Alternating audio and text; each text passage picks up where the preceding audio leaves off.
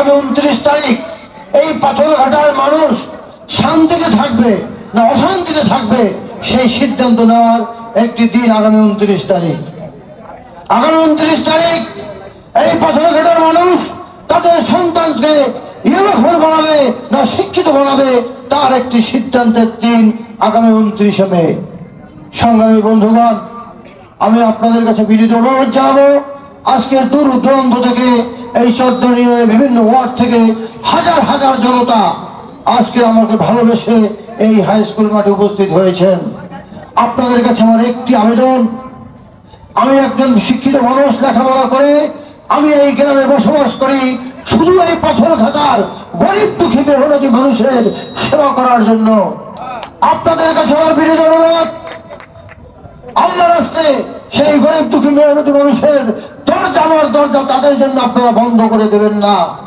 আপনারা যদি 29 তারিখ আমাকে ব্যালট যুদ্ধে জয়যুক্ত করেন, আমি এই গরিব দুঃখী মানুষের সেবা করতে পারবো, নচেত কিন্তু আমি সেবা করতে পারবো না। অতএব এই গরিব দুঃখী মানুষের ভাগ্য নির্ধারণ হবে আপনাদের ব্যালটের মাধ্যমে, আপনাদের রায়ের মাধ্যমে।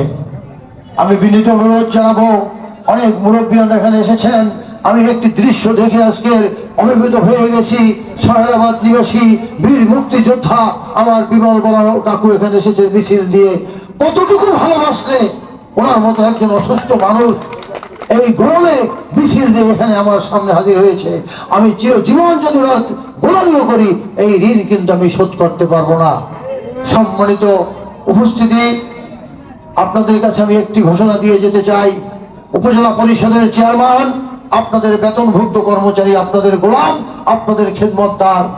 আপনারা যদি আমাকে আমার উপজেলা পরিষদের চেয়ারম্যান নির্বাচিত করেন, আমি আগামী 5 বছর আপনাদের বেতনভুক্ত কর্মচারীর মতো আপনাদের সেবা করব, আপনাদের দেখাশোনা করে আপনাদের পাশে আমি থাকব, এই আশাবাদ আমি ব্যক্ত করছি। সংগ্রামী বন্ধুগণ, আজকের পাথরঘাটায় উপজেলা পরিষদ নির্বাচনে একটি কালো টাকার একটি শব্দ পাওয়া যাচ্ছে এবং বিভিন্ন রকমের হয়রানিমূলক উস্কানিমূলক বক্তব্য দিচ্ছে। ইতিমধ্যে আমার সভাপতি মহোদয় বলেছেন মানুষ আসতে বাধা দিয়েছেন। আমি ওই বন্ধুদেরকে বলতে চাই, মোস্তফা গোলাম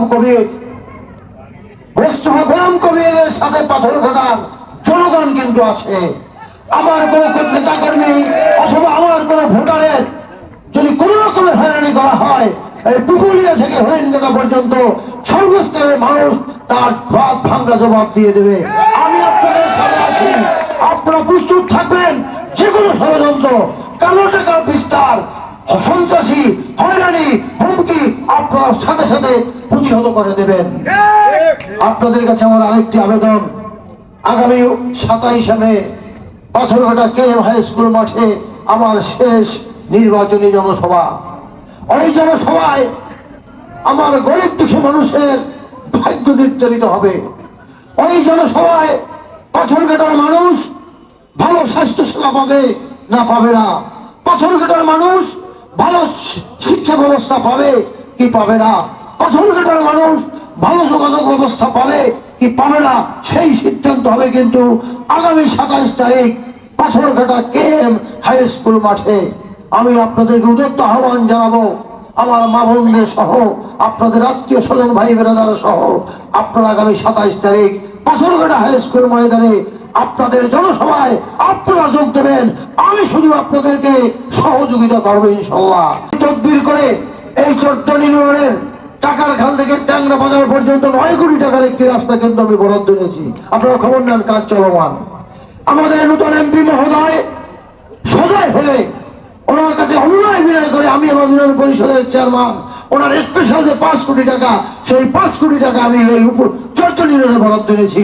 আমাদের মুন্সিগঞ্জ থেকে এই চট্টগ্রাম বাজার পর্যন্ত কার্পেটিং এবং অন্য আরো একটি রাস্তা উনি বরাদ্দ দিয়েছে। আমাদের এমপি মহোদয় দেশের উন্নয়নের জন্য, এলাকার উন্নয়নের জন্য অনেক পরিশ্রম করেন। ওনার সহযোগিতায় যদি আমরা থাকি, ওনার সহযোগিতা যদি আমরা থাকি, আমি এমপি মহোদয় ইউনিয়ন পরিষদের চেয়ারম্যানের সমন্বয়ে এই পাথরঘাটা উপজেলাকে একটি মডেল উপজেলা হিসেবে ইনশাআল্লাহ আগামী 5 বছর উপহার দিতে পারবো, এই আশাবাদ ব্যক্ত করে সকলের মঙ্গল কামনা করে আমি আমার বক্তব্য শেষ করছি। জয় বাংলা, জয় বঙ্গবন্ধু। জয় হোক পাথরঘাটা উপজেলাবাসী।